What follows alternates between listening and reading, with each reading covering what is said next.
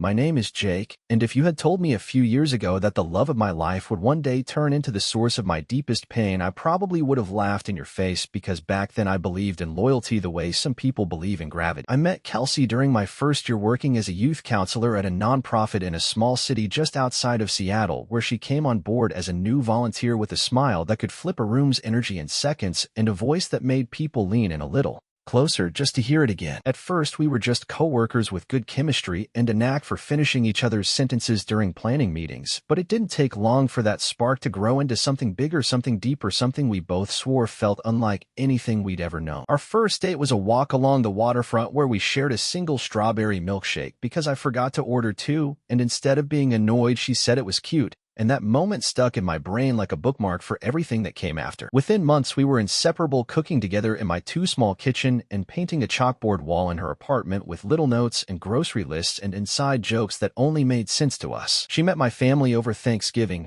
and by Christmas I had a key to her place, and we were talking about how many kids we'd want and what kind of dog we'd adopt first. Kelsey was ambitious and driven and full of ideas about life, and I found myself drawn to that energy like a moth to a porch light because being with her made everything feel brighter and more urgent in the best kind of way. We were that couple people looked at and said, I want what they have, because from the outside it probably did seem perfect, but the thing about perfection is that it's often just the lighting and the angle and what you choose not to show. The first real sign that something wasn't right came when she started texting someone named Chris a little too often and always seemed to have a reason why she couldn't meet my eyes when I asked what was so funny on her phone. At first, I didn't think much of it because I trusted her completely, and honestly, I believed that strong relationships don't need to worry about harmless friendships, but over time the way she talked about him started to shift from casual to enthusiastic in a way that didn't sit right in my chest. She said he was a new project coordinator who'd transferred from their San Diego branch, and that he was just a big personality who liked to joke around a lot, and I wanted to believe her so badly that I convinced myself I was just being insecure and needed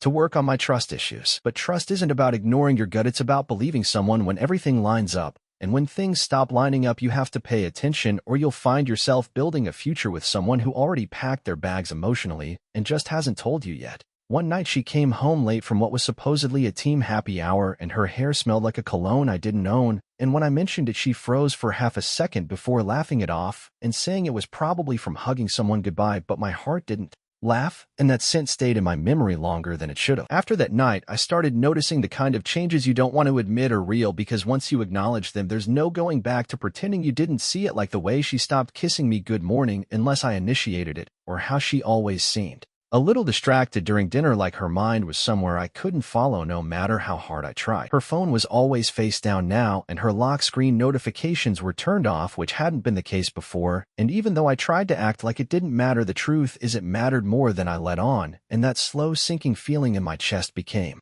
impossible to ignore. I brought it up once gently and told her I missed how we used to talk about everything, even the boring stuff, and she nodded and said work was just really busy and her head was all over the place, but that she loved me and we were fine, and I wanted to believe that so badly that I nodded too, even though my gut was screaming at me that nothing about this felt fine anymore. Things between us became this strange dance where I kept reaching for her, and she kept offering just enough closeness to keep me trying, but never enough to feel truly connected, and I told myself relationships go through seasons and maybe we were just in a rough patch, because that explanation hurt less than the possibility that I was being slowly replaced. Then one morning while she was in the shower, I walked into the room to grab a shirt and her phone buzzed on the nightstand, and I don't know what possessed me to pick it up, but I did, and when I saw a preview of a message that read last night was everything with a heart emoji from a number not saved in her contacts, my heart dropped into my stomach like it had been waiting for confirmation all along. I didn't open the message because I didn't want to violate her privacy more than I already had, but that one line was all I needed to know that the person I thought I was building forever with had already started building something else behind my back. That entire day, I walked around in a daze, going through the motions at work and pretending to be okay when every part of me was screaming,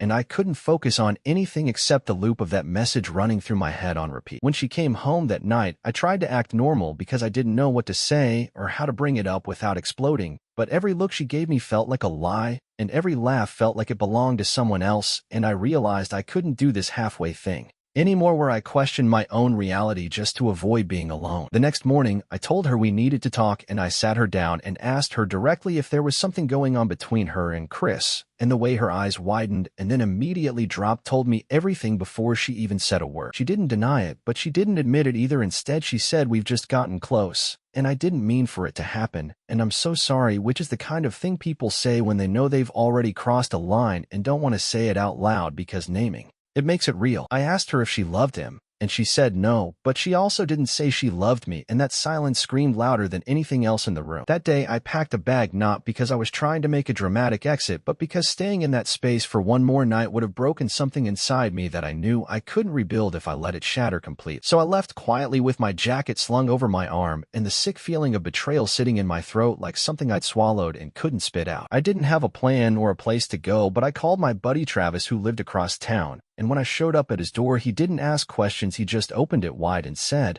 "I got you, man." And that was more comforting than any explanation or apology Kelsey could have offered in that moment. For the next few weeks, I crashed on his couch and went to work and tried to function like a normal adult while inside my mind played loops of every moment I had once believed meant something, only to realize now that they were being mirrored behind my back with someone else, probably in the same way with the same words, and that thought drove me halfway to madness. People say time heals, but what they don't say is that in the beginning it just stretches and burns and makes every hour feel like it's pressing down on your chest, asking if you're still stupid enough to miss someone who made you feel disposable. Every time my phone buzzed, I hoped it wouldn't be her, and then felt disappointed when it wasn't. And that paradox messed me up more than anything because it meant she still had space in my mind even after she'd stopped making space for me in hers. A few days after moving out, she texted me asking if we could talk, and like an idiot I said yes, thinking maybe I'd get closure or at least some answers that would help me make sense of what felt like the worst kind of emotional whiplash. We met at a little coffee shop we used to go to back when things were still good, and she walked in looking like nothing had happened.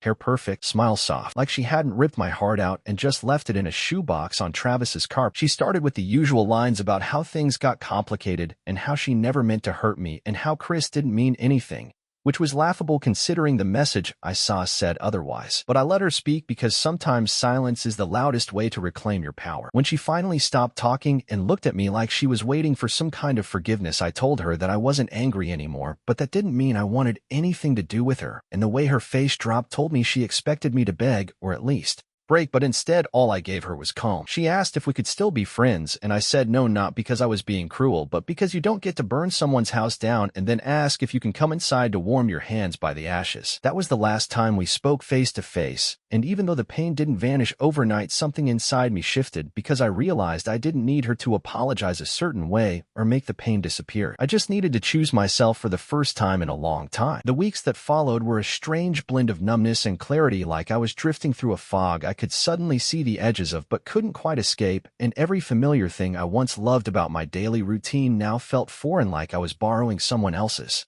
life just to get through mine. I'd wake up on Travis's couch and stare at the ceiling longer than necessary because if I stood up too fast, the ache in my chest would remind me of everything I didn't want to feel, and if I moved too slowly, it meant the memories had a chance to catch up before I was ready to outrun them. I started going for long drives at night with no destination in mind, just empty roads and a playlist full of songs I used to love before they all started sounding like her voice. And in those moments, I wasn't trying to heal, I was just trying to breathe without thinking. Friends tried to help the way good friends do, offering distractions and reassurances that I was better off, and I'd find someone new, and that the pain wouldn't last forever. But healing doesn't always respond to logic, and sometimes kindness feels like pressure when heart hasn't caught up to your brain yet. I didn't date anyone for a long time, not because I was closed off or bitter, but because I refused to bring brokenness into something new just to avoid being alone, and I didn't want to use someone else to cover the empty spaces I needed to fill myself. It wasn't until about 6 months later that something shifted when I was standing in line at a bookstore, and the woman in front of me dropped her keys, and I bent to grab them.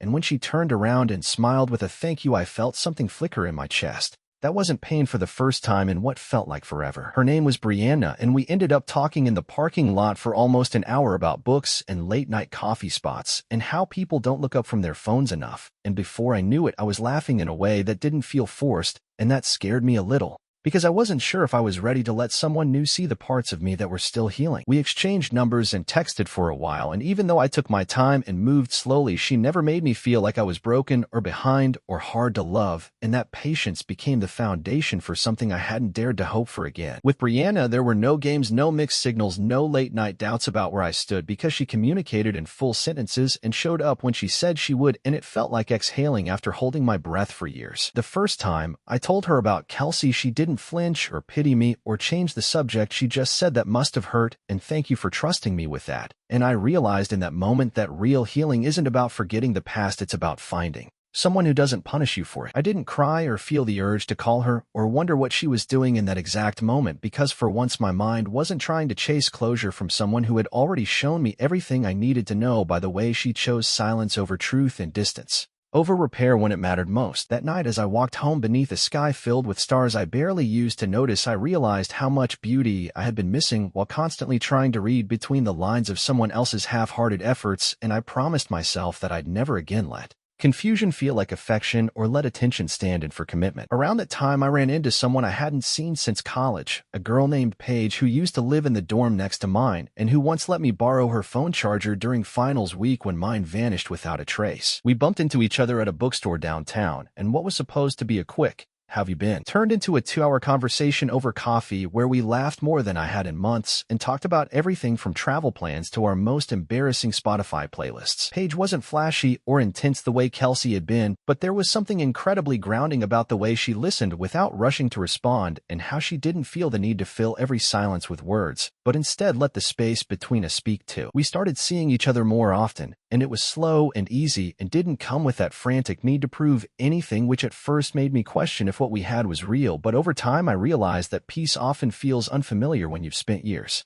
normalizing chaos and calling it passion. She never asked me about my past unless I brought it up, but when I did, she never looked at me with pity or discomfort, only understanding, like someone who knew what it was like to carry invisible bruises and still choose to love without flinching. The more time we spent together, the more I started to trust myself again, because healing isn't just about finding someone new, it's about remembering who you are when you're not constantly trying to be enough for someone who keeps moving the finish line. Paige reminded me that love isn't supposed to feel like chasing someone through fog, it's supposed to feel like walking side by side, even when the road bends unexpectedly and you're not quite sure what's around the next corner. I never told her that she saved me, because I don't think people are meant to be anyone's rescue plan, but I did tell her once while we were watching the rain from her porch that being with her felt like finally exhaling after holding my breath for too long, and she just squeezed my hand and smiled like she understood completely without needing me to explain it any further. The months rolled forward in that quiet, steady way. Time tends to move when you're not keeping score anymore or counting days since the last heartbreak or comparing every moment to something that once felt bigger only because it left a deeper wound than anything before it. I wasn't trying to measure happiness against pain or prove to myself that I'd healed by replacing one relationship with another.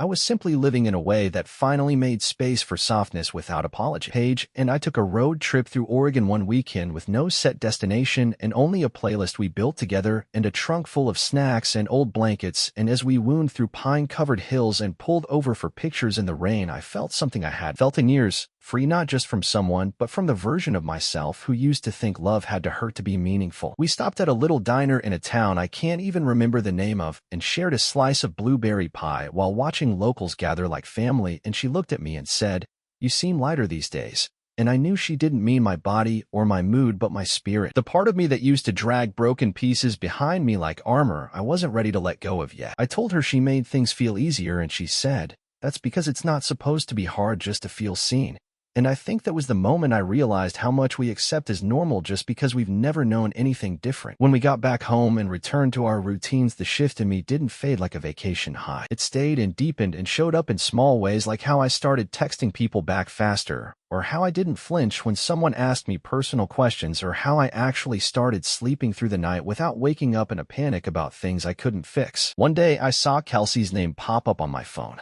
Not in a message, but in a tagged photo from a mutual acquaintance, and she was smiling next to someone I didn't recognize, and for the first time, I didn't feel the urge to zoom in or analyze or wonder if he was the one she left me for, because none of it mattered anymore. Her chapter in my life wasn't a curse or a failure or something I needed to erase. It was just one part of a much bigger story, and the fact that it ended the way it did didn't mean I had to keep rereading it like there was something new to discover hidden between the lines. I had moved on, not in a performative way, but in the way that looks like waking up next to someone whose presence doesn't make you question your worth before your feet even touch the ground. There was a morning not long after that where I stood in the kitchen with coffee in one hand and sunlight pouring through the window across the hardwood floor, and I realized that I couldn't remember the last time I'd felt this quiet on the inside in the best possible way, without that low hum of doubt or the need to explain myself to someone who made me feel like I was always falling short no matter how much I gave. Paige came in still half asleep with her hair pulled into a messy bun and one sock missing, and she wrapped her arms around me from behind and said nothing at all, but in that silence I felt everything I used to beg for in words I never had to say out loud again. We talked about the future, sometimes not with checklists or pressure, but with curiosity, like people mapping out a path they'd both be willing to walk even if the weather changed halfway through, and I told her once that I didn't know what I had done to deserve something this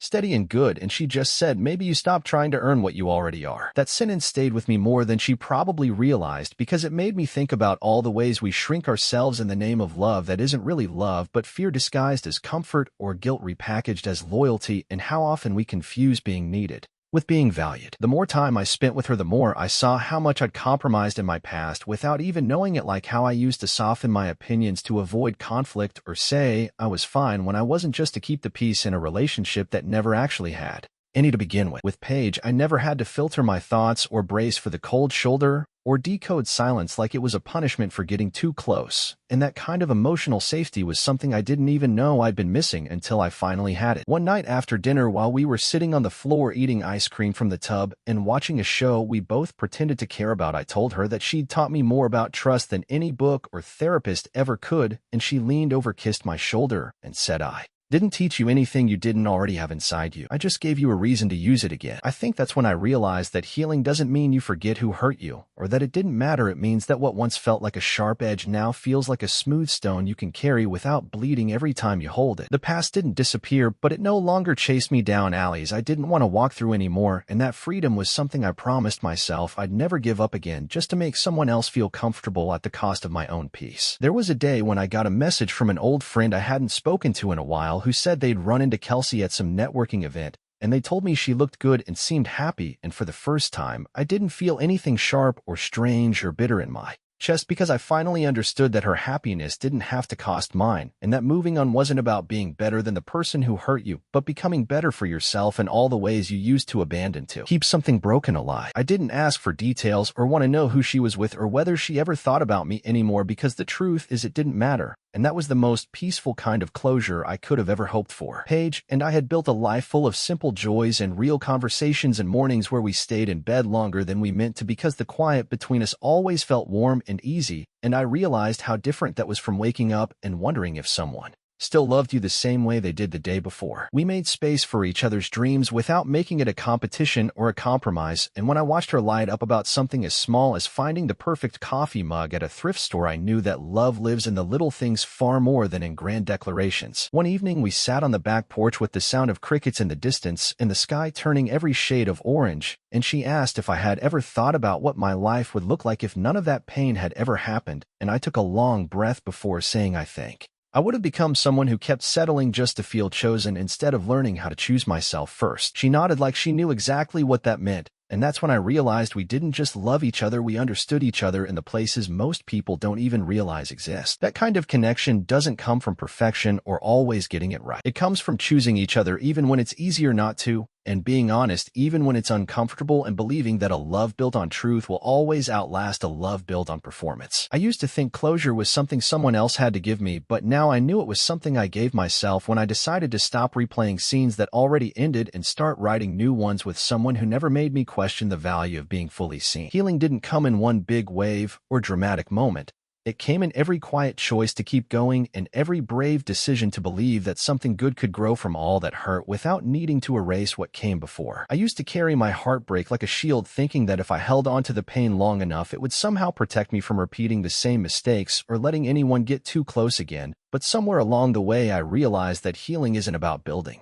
Walls tall enough to keep out every possibility of hurt. It's about learning how to let people in without losing yourself in the process. Paige never tried to erase what came before her or compete with ghosts that no longer lived in my mind, and that kind of security is something I never even knew to wish for because I didn't know it existed until she gave it freely without needing to be asked. There was a moment one afternoon while we were rearranging furniture in the living room that I stopped mid-step and looked at her laughing on the floor over something silly, and I felt this deep surge of gratitude not just for her presence, but for the fact that I had been brave enough to let go of something that once felt so permanent and still choose to believe that something better could come after. I didn't need revenge or a dramatic redemption arc or some Hollywood-style confrontation where I got the last word, because the real victory came in the quiet way. I rebuilt a life that no longer revolved around proving I was worthy of being loved. It simply existed as proof that I had always been enough. And now I was with someone who saw that without needing me to bleed for it. If you're listening to this and wondering whether the pain will ever stop, or if you'll ever stop replaying the words someone said to make you feel like you were hard to love, I hope you believe me when I say it will get quieter, not all at once and not in some magical